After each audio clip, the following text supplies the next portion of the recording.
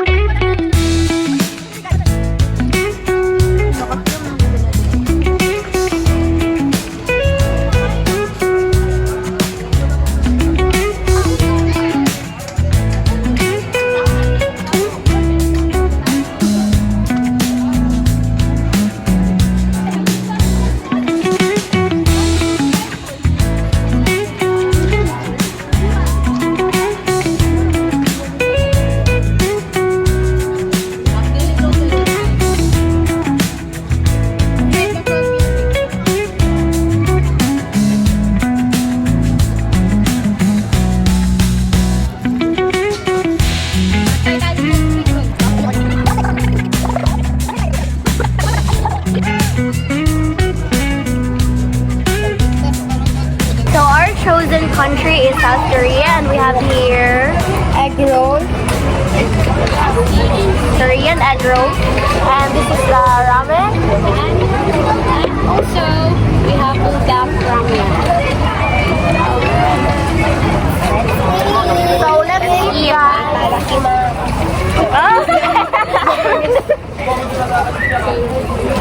Ano naman eh? Mag-pork food. Egg roll. So by the way guys, this is the first time we eat Japanese. Japanese? Korean! Korean I mean guys, sari-sari store. Korean sari-sari store.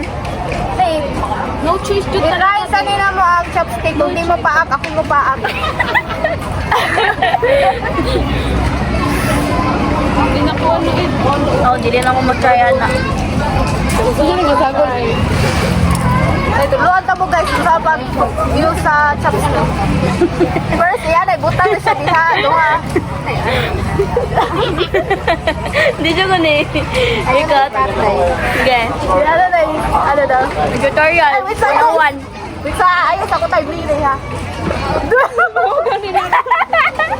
Okay, go. Okay, Ay, kaday.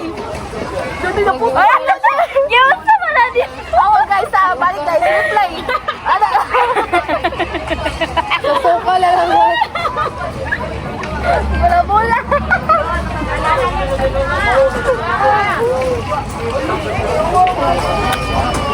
Paningang mo, uy. Ano yung difference niya? Itlog na gapon. Ano yung difference? It's low, girl. Piling ako kayo more on veggies siya. Hindi si milk sabon. More kwan kay creamy.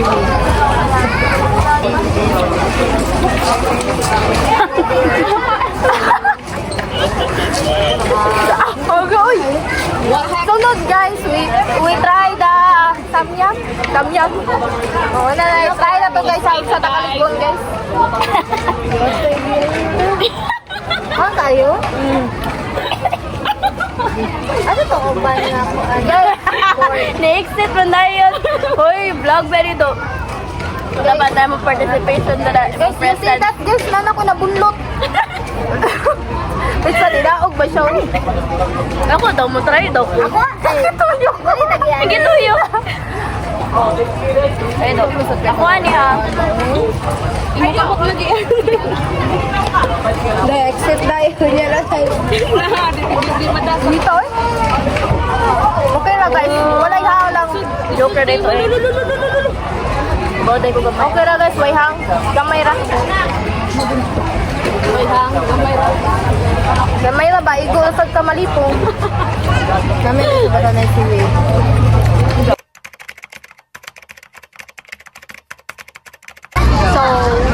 So now guys, let's have a little bit Q&A. So, first,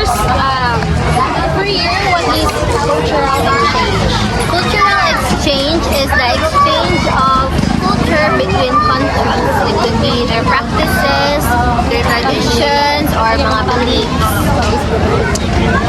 So, what is globalization?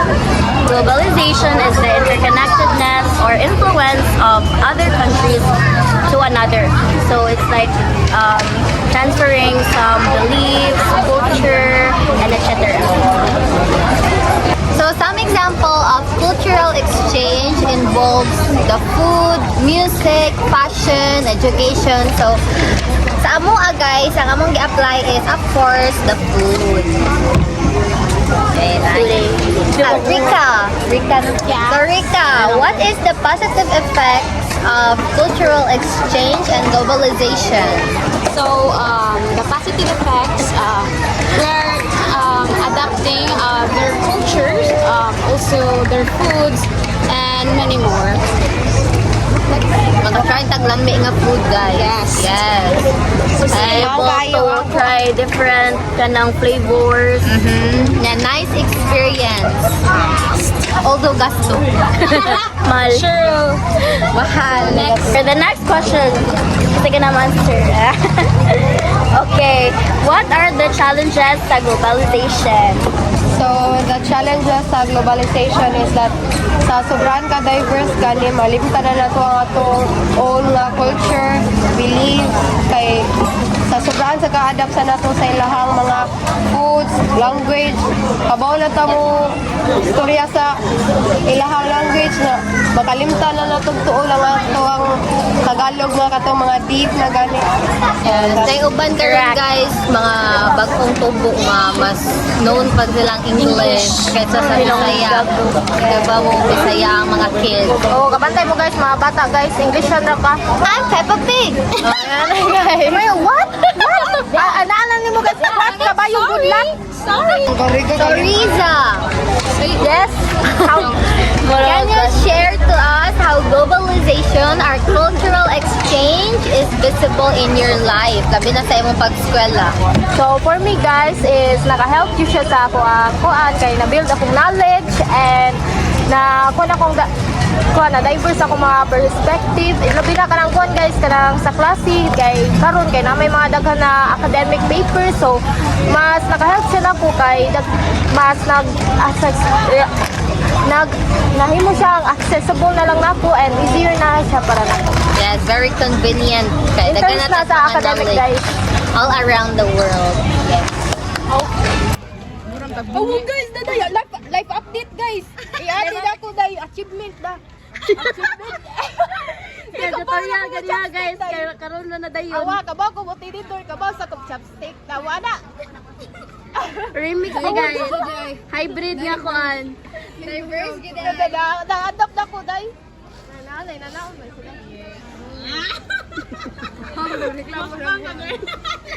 Our vlogs ends here. So it's really important guys to appreciate other culture kay daghan ka na sila contribution nato. Ang atong world is continually growing because of that diverse culture and by understanding that makaibaw ta kung anong ingon ana ilang mga practices and ato sila i-respect.